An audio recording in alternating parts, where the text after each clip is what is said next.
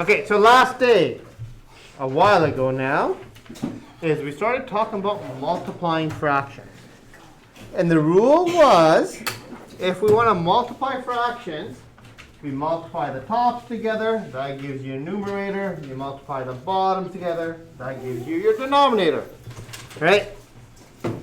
And if one of your numbers isn't a fraction, we make it into a fraction by just giving its denominator of a 1. Right? So if something's not a fraction, like a whole number, you just turn it into a fraction by giving it a little invisible 1 that's not there. Okay, so now today, we're going to go to the back side. Okay? And all the questions here are all fractions. Right? So if we apply a rule to this question here, what should the number on the top be? Right? 24. Yeah, 3 times 8. We go 3 times 8 is 24. And then we do the bottom. We go 4 times 9. 36. It's 36. Now, the next step we didn't really have to do last day. Is once you get your answer, you want to reduce it to lowest terms. So that means you check the top and bottom. Is there a number that can divide into both? Yeah. You got Sam? 6. 6 can divide into both. So we do a little divide by 6, and we write the new numbers down. We go, that 6 is 4 here, and 6. So that works. But our answer is not fully reduced. So we can go a little bit further. Come on. 2. You can still divide by 2. So I'm going to divide this by 2, and divide this by 2, and it's 2 over 3. Now, our previous lesson, we looked at simplifying fractions, but not this method. Right? This method is usually what we do, right? But we looked at, hey, when the numbers get really big, that doesn't really work. So what we did was we created these trees, and we crossed off the numbers on the top and the bottom. Right? And that was a really fast way of simplifying, but the hard part was doing this part. Right? So what the goal was of that is for you to realize that these numbers are actually made up of smaller numbers. Right? Within the 8, it's made up of smaller numbers that make up the 8. And we don't always have to go to the prime numbers. And in the back of our mind, we just want to cancel numbers on the top and the bottom. So it's actually easier to work with bigger numbers. So like, in my head, I'm looking at all these. I'm going to rewrite, instead of prime factors, I know 8 is actually made of like 4 times 2, right? So for that fraction here, I'm going to write down 4 times 2. And I know that, oh, maybe I'll do that in blue here. And I know that the 9 is actually made into 3 times 3. Those are its factors. And I'll keep the 3 and the 4. Right? Now, using the strategy we did last day, are there any numbers that you can cancel out that you see on the top and the bottom? Yes. What do you see, Armand?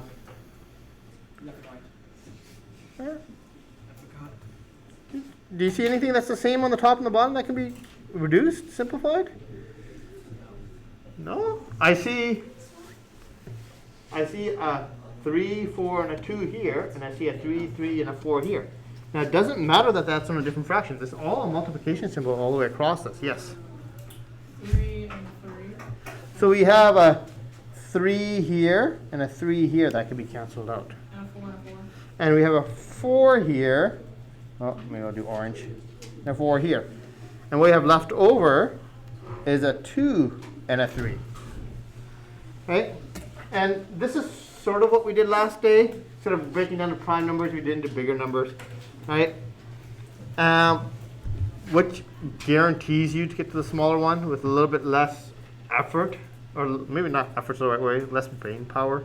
Right? Because it's kind of rote.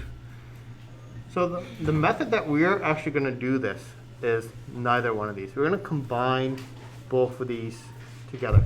So this is the way I teach my grade 9s. So what we're going to learn here. Okay, it's the scale that will be helpful for you in grade 10, grade 11. So not all teachers teach this method that's going to be coming up. So if you have friends in different math teachers' classes, they may do it, most likely, most of them probably do it this way. But I'm going to teach you a different way that you'll see in grade 9, you'll see in grade 10. And I honestly think it's easier. Yes? Is this a secret? It's not a secret. It's just a strategy which is used in higher grades. And I spent most of my career teaching higher grades. So I'm here and I know where you're going, so I want to teach you this stuff early. Okay, so what we're going to do is sort of combine both of these methods, right? And try to do less work. So the rule is, just like here, we can simplify a top number and a bottom number, right?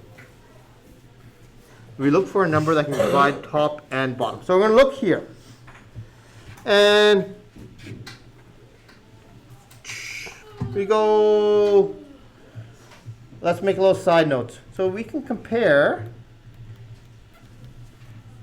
top versus bottom.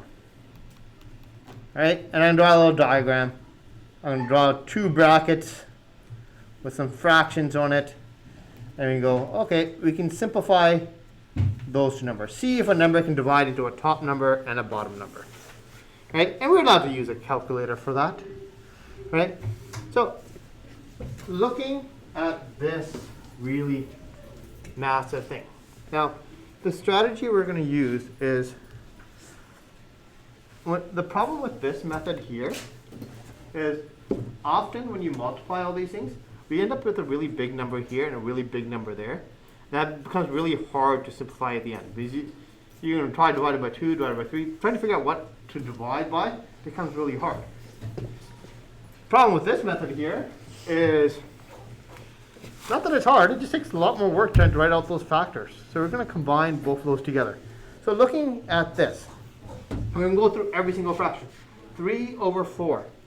And the goal is to simplify before we multiply. Because remember the rule for bed math?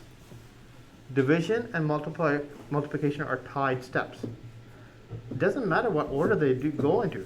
So why multiply first, like we did over here, then divide to get to our final answer? How about we divide first? Make the number smaller. It makes the calculation easier. So we're going to look through here. 3 over 4. Can this fraction be reduced? No. No. 16 over 9. Can this be reduced? Yes. Yeah. Okay. By what? No. So no. 3. Oh, we can try. So 3 can definitely fit into 9. Doesn't go to 16. It doesn't. And you can use your calculator to help you out. You go 16 divided by 3. It gives you a decimal, so it doesn't work. Right? Okay. Then we check out 27 over 64. Is there a number that can divide 27 and 64? You can use your calculator. 8. What? What? Not 8. So in your back of your mind, you got to think of the calculations for 27. I know that 9 times 3 is 27. So maybe I'll check 9 and 3, see if those kind of fit into 64. All right? Do either one of those fit into 64? Use your calculator to help you out. Because 64 is a harder number to figure out. So 64. Can I divide that by 9? Yes. No. No. Can I divide that by 3? No. So this strategy, Mr. Dollywall, is not really helping us right now. All right? So here's the trick. Sometimes we can simplify this way. But the key is, this is what makes this strategy so much more powerful. We can compare any top to any bottom. Right? Any top to any bottom. So now look at this. Can the 3, we know it doesn't fit into 4, but can the 3 fit into the 9? Yeah. Right? So we can simplify it that way. So this is the way we're going to proceed. Right? This works in pairs. You find 2 numbers that you can reduce. We're going to cross off those 2 numbers. Okay? Then you're going to do that division. So 3 and 9 can be both divided by 3. So 3 divided by 3 is 1. And we're going to write our new number up top. And you go, 9 can be divided by 3, and that is 3. And we put that underneath it. So this is the new numerator for this fraction. That's what that is. Okay? So we're going to look at more. We look at this. I want to look at this one. There's 4 here. Can this 4 fit into any of the tops? 4 can fit in 16. 16, right? So in pairs, we cross off a bottom and a top, then we do the division. 4 divided by 4 is a 1. 16 divided by 4 is a 4. Okay? Is there anything else? Sam? 3 and 27. 3 and 27. This 3 and 27 can fit into it, right? So we go. I'm going to cross out the 3, 27. Both can be divided by 3. So 3 divided by 3 is 1. 27 divided by 3 is a 9. Okay? Now, anything else? Do you see anything else?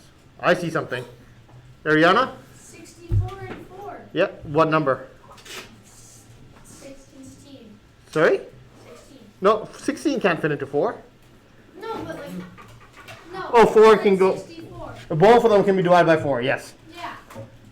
So that is a 1. 4 divided by 4 is 1. And if you don't know 64 divided by 4 is 16, you can use your calculator for that, right?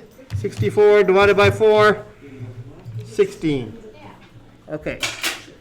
So now, look at this. We have a 1, 1, 9 here, 1, 1, 16, and 9 and 16. There's nothing that can be combined. Okay, so now, we've made these fractions as small as they can be. Now we do that multiplication. We multiply the top ones together, max. So, yes, Sam. Isn't it just 9 and 16? Yeah, so on the top, you multiply these numbers together, we get a 9. On the bottom, we multiply these numbers together, 1 times 16, and we get a 16. And we know that's the most simplified thing, right? This is a lot easier than if we did it the way most of the other grade 8s are probably doing it. 3 times 16 times 27, that would have been our top number. 4 times 9 times 64, that would have been our bottom number. You would have to simplify that. That would have been a lot of work to go. Yeah, where this, not the easiest thing, but it's doable, right? Better than that. Yeah. So, that's about as tough as it gets, other than maybe throwing in a mixed number in there. Okay, so let's look at this.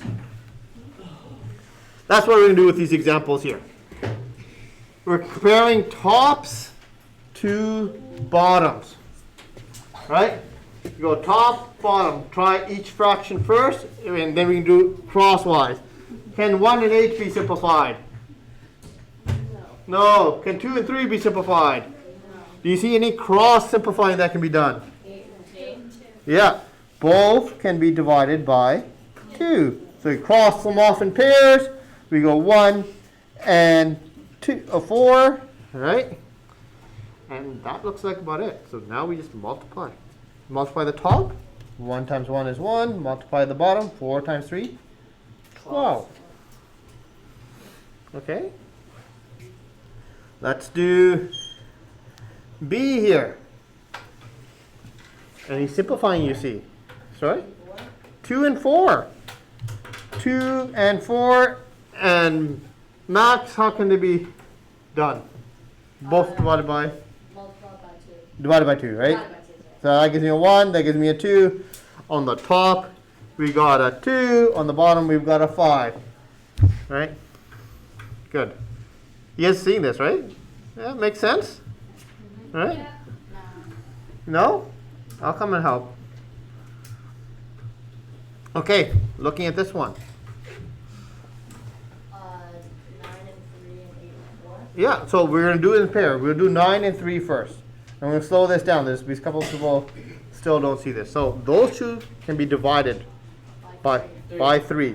So we're always picking a top and bottom. So I'm divide and cross both those off and divide it by 3. 9 divided by 3 is 3, and 3 divided by 3 is a 1. That's where that comes from. Okay, then somebody said 8 and 4. It's always the top and bottom we do it for a pair. So I'm going to do these two as a pair. Cross them out. And what number can we divide both 8 and 4 by? 4. Yeah. We tried to go for the biggest one possible, right? So 2 would work, but 4 was as well. Now, so this is 8 divided by 4 is a 2, and 4 divided by 4 is a 1. So now it's simple as it can be. And on the top, we have 2 times 1 is 2, 3 times 1 is 3. Now, some of the issues that students have with this is that you may see a different simplifying than what I did on the board. And that's fine, because the order really doesn't matter. Right? You can go through your own process. As long as you're doing the division correctly, you'll end up with the same order. Like we did the blue ones first here, but if you saw the yellow ones first, that's fine. You still would end up with the same answer. All right? Let's look at this one here. All right? Sorry, Max. 2 and 10 Yep. we divided by 2. So I'm going to take these two, cross them off in pairs, divide both of them by 2. I got a 1, and 10 divided by 2 is a 5. Right? So this is where knowing your multiplication tables, the stronger you are, the easier this part comes. This is why I do so much practice with you guys. And Sam? 7 and 21 can be divided by 7. Yeah, both of these can be divided by 7. Right? And so 7 divided by 7 is 1. 21 divided by 7 is 3. Now these are as small as they can get. So we multiply the tops together. 1 times 1 and 15. Now, once again, if you prefer, you can multiply the tops together. So we're going to do the side calculation here. If we did the tops together, you're at 14.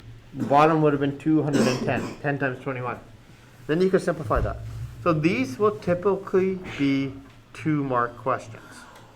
Okay? 1 mark you'll get for being able to know the fact that multiplication, you multiply the tops together and the bottoms together, you get 1 mark from this. To get full 2 marks is, can you simplify this to lowest terms? So if you do this and you get to 1 over 15, you get full marks. If you miss one of the steps for simplifying, you get like 1.5. So if you prefer, you can get 50% from here. Then if you find this really overwhelming, you can go back to the easier way, divide this by 2, divide this by 2, and just work your way down as far as you can. If you get to the smallest term, great, you get full marks. If you get part way there, you get 1.5 out of 2, right? So this is a strategy where I want you to be at, especially in my class. When I see you next year, that's what I'm going to be teaching you, and what all the other grade 9 teachers teach as well. Okay. Looking at this one here, 5 over 9 and 7 over 8. Is there any simplifying you can see? No. Right, so there's no simplifying we can do. So we just multiply the top and the bottom. So now 5 times 7 is 35, and 9 times 8, 72. Now the good thing about this method is, I don't even have to worry about this fraction now. I knew this was as small as it can get from the beginning. I know this is as small as it can be now. Right? There's nothing that will make this any smaller because we started off the smallest forms to begin with. Right? Okay, how about this one?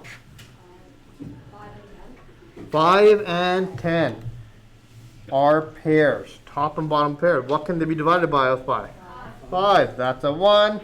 That's a 2. Right? So multiply the tops together, we get a 6, 11. 6 over 11. Okay. Let's do this one here. 16 over 17 and 23 over 24. Any pairs you see? Lucas? 16 and 24.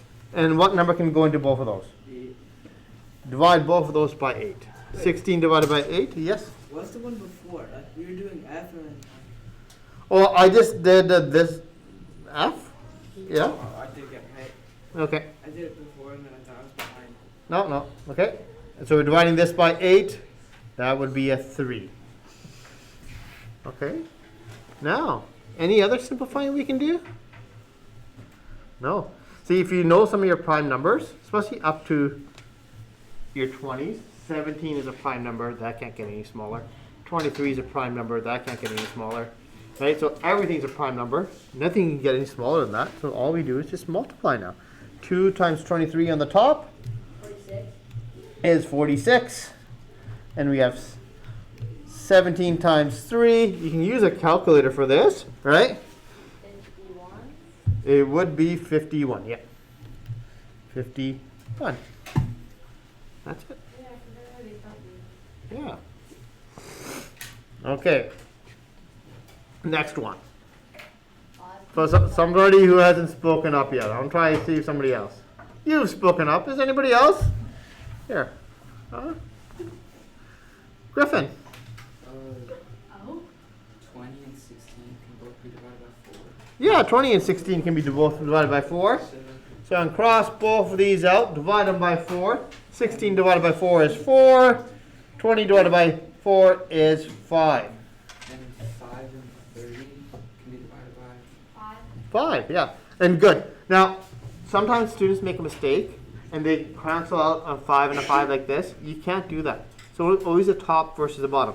So when you get to me next year, if you have me, right, I'll say, hey, when we were simplifying, we can go top versus bottom. So you look at my head, we can go this way. We can never go left and right. So I'm making like a no motion with my head. So you can't go this way. You can go this way, right? So 5 and 30. No, it doesn't matter which 5 I picked. I just picked this 5. I could have picked this 5, right? Just a 5 on the top and the 30. Both can be divided by 5. So 5 is 1, 30 divided by 5 is 6. Anything else? What do you think, Maddie? Don't ask me. No, because most of the top 2 numbers. Both of the numbers that's on the top are prime. They can't get any smaller. We're done. Right? So we just multiply the tops together. 5 times 1 is 5. 4 times 6, 24. Right? And sometimes when you're doing this, you miss one of the canceling steps. That happens. So you should always just sort of look at your answer and just say, oh, can this be divided by 2? Can it be divided by 3? Or maybe sometimes the numbers get pretty big, you can end up missing one. So you always do a little final check.